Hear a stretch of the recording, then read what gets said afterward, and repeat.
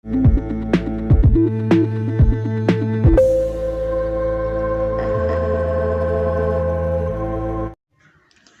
semuanya, kembali lagi sama aku. Di video kali ini aku akan berbagi cerita tentang pengalaman aku kemarin di operasi tangan dan operasi kaki karena patah tulang. Aku mau ceritain sedikit ya, kenapa bisa sampai mengalami patah tulang. Karena aku mengalami kecelakaan, jadi aku tertabrak truk dari belakang gitu, kesenggol sih sebenarnya. Jadi awal mulanya aku sebenarnya mau berangkat kerja, tapi waktu di pertigaan aku mau belok kanan, ternyata dari belakang itu ada truk yang supirnya itu katanya kecapean dan sedikit ngantuk katanya, dan dia itu ngeremnya mendadak, jadi dia nyenggol motor aku dari belakang dan aku itu kelempar ke kiri. Dan aku masih bersyukur juga karena ternyata di tempat aku jatuh itu nggak ada mobil atau motor yang lewat gitu. Tapi ya sangat sakit banget ya, karena waktu kejadian itu aku sebenarnya pakai helm, tapi helmnya itu nggak aku pasang gininya itu loh, kunciannya itu. Jadi helmnya aku tuh kelempar sampai jilbabnya aku tuh kelempar, dan aku mengalami pendarahan di kepala. Sebenarnya sih kalau luka luar di kepala itu nggak ada ya, tapi katanya otak aku tuh katanya dalam kepala aku tuh ada yang gesekan gitu, jadi keluar darah terus sampai pendarahan lewat telinga sebelah kiri aku. Jadi sampai sekarang setelah kejadian kan ini udah 2 bulan lebih, telinga sebelah kiri aku itu belum berfungsi secara normal atau belum bisa buat mendengarkan gitu. Ya singkat cerita gitu, dan akhirnya aku dibawa ke rumah sakit. Kemudian karena pendarahan otak itu aku nggak bisa langsung dilakukan operasi tulang, karena katanya itu bisa beresiko gitu. Jadi tanggal 26 September kemarin itu aku kecelakaan, kemudian tanggal 4 itu baru aku bisa melakukan tindakan operasi tangan sama kaki. Yang bagian di operasinya mana? Jadi ini bagiannya. Ini tangan aku masih agak kaku ya, ini belum bisa buat gegem gini teman-teman, jadi mentok segini aja. Nah ini bagian ini yang mengalami ini bekas jahitan di operasinya, tapi ini udah benangnya udah netel ya. Terus kalau kakinya itu bagian deket ankle, jadi aku akan kasih lihat hasil rongsen ini. Sebelah ini adalah hasil rongsen tangan aku setelah dilakukan tindakan operasi. Kalian bisa lihat itu di situ ada pir-pirnya, itu pen ya, pen, dan itu katanya tulang aku ada yang patah. Terus kemudian ini ada hasil rongsen kaki aku, ini yang bagian ini atasnya katanya tulangnya itu ada yang patah dan mengalami dislokasi. Jadi memang waktu aku dirawat itu sebelum dilakukan tindakan operasi, kaki aku sebenarnya kayaknya terlihat baik-baik aja, tapi ternyata tulang aku itu serong ke sebelah kanan gini. Jadi kalau dilurusin gini tuh sakitnya minta ampun gini, jadi lurusin gini sakitnya minta ampun. Yaitu katanya ada yang dislokasi gitu, tapi ada bagian yang patah juga gitu katanya. Kemudian dilakukan operasi itu pada tanggal 4 Oktober jam 9 sampai jam 12. Tapi sebelum dilakukan operasi ini semalamnya, jadi misal hari ini nih aku dilakukan operasi, jadi tadi malam dari jam 12 malam sampai tadi pagi waktu aku mau dioperasi itu aku harus puasa, nggak boleh makan, nggak boleh minum, hanya diinfus aja gitu, karena itu memang udah ketentuan ya, kalau mau dioperasi tuh nggak boleh makan, minum, puasa gitu pokoknya. Jadi jam 9 aku masuk ruangan operasi. Gimana perasaannya? Takut nggak mbak? Ya takut lah, takut banget ya, tapi perasaan takut itu udah ketutup sama rasa sakit yang aku alami gitu. Rasa sakit tangan sakit, kan ini aku kecelakaan ya teman-teman, jadi bukan hanya bagian yang patah tulang aja yang sakit, tapi semua badan gitu. Karena tangan kanan aku alhamdulillahnya nggak kenapa-napa, tapi bengkak-bengkak. Waktu itu bengkak-bengkaknya besar banget, aku punya fotonya, ini bengkak. Terus pokoknya tuh badan aku tuh capek, terus pegel-pegel semua gitu.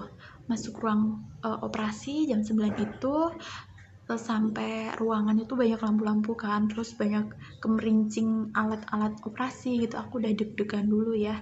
Tapi waktu mau dibius itu, perawatnya nggak bilang kalau mau dibius. Perawatnya cuma ngajak ngobrol aja, baru dapet obrolan 2 pertanyaan kayaknya. Itu jantung aku ya, kalau nggak salah sih jantung ya, itu kalau nggak bagian atas aku tuh ngerasain tuh nyes gitu loh, kayak kena es gitu, nyes gitu. Dan akhirnya aku bangun lagi, ternyata udah dilakukan tindakan operasi. Ternyata waktu badan aku nyes gitu, ternyata itu aku tuh baru di bius teman-teman gitu. Dan info aja ya, katanya kalau bagian tubuh bawah kita ini yang cedera, misal kaki, paha, betis gitu, yang dibius itu setengah badan, jadi nggak semuanya. Nah, karena berhubung tangan aku ini juga cedera dan kaki aku juga cedera, akhirnya aku dibius total, jadi bius semuanya, jadi nggak inget gitu. Tapi ada juga yang misalnya nih, bagian bawah kalian itu, kaki kalian ya yang cedera, terus kalian karena sangat takutnya minta dibius total, bisa, tetap bisa, tapi umumnya itu dibius setengah badan gitu. Nah, kemudian setelah bangun dari operasi ini tuh rasanya gimana Kak? Rasanya tuh dingin banget, nget ya badan aku itu.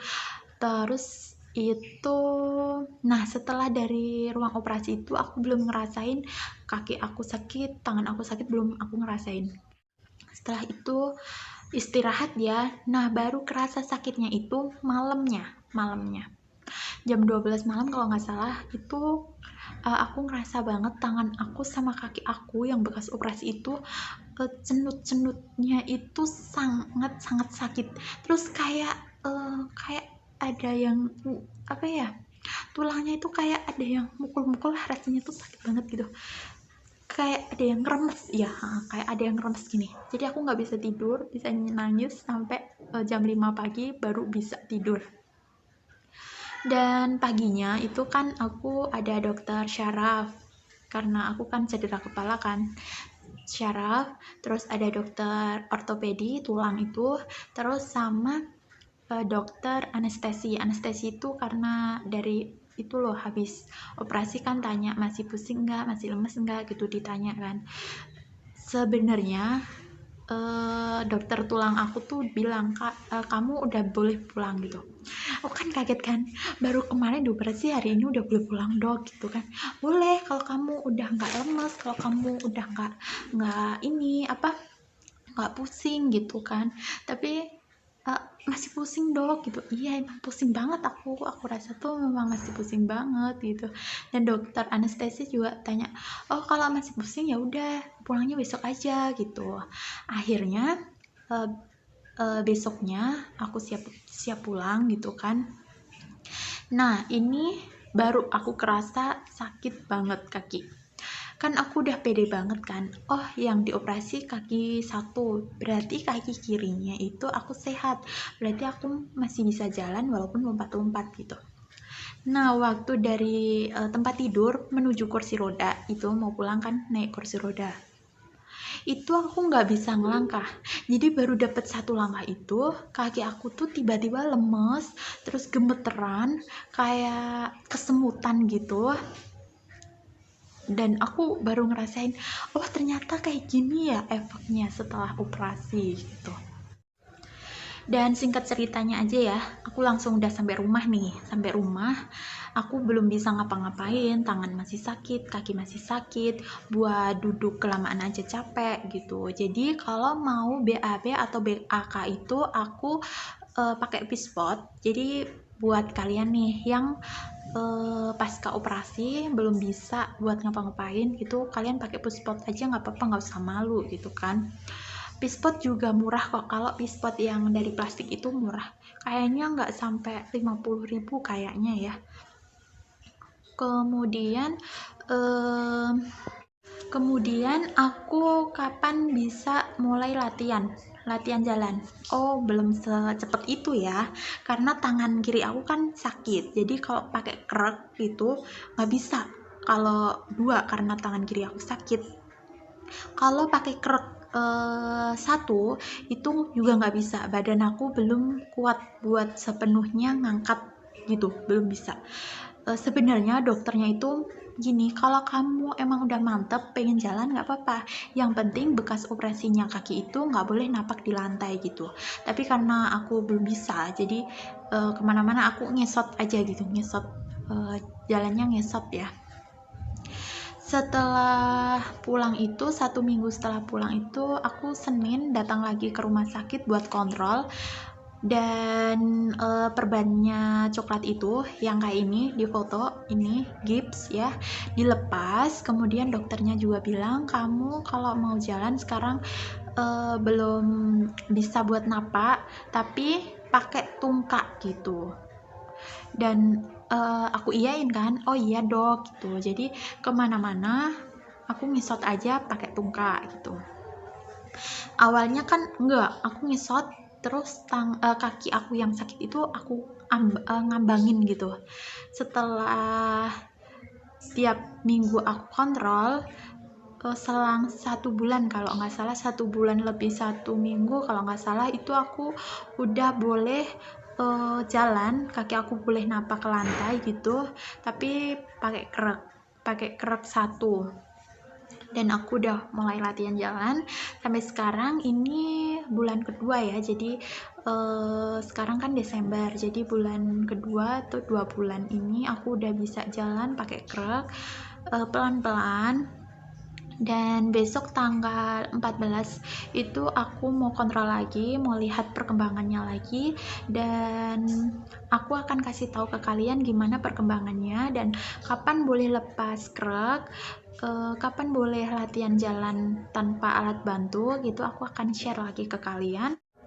Makasih banget yang udah nonton video aku dari awal sampai akhir. Jangan lupa like, subscribe, and comment ya. Oh ya, kalau kalian punya pertanyaan, langsung aja tulis di kolom komentar. Insya Allah kalau aku ada waktu pasti aku jawab.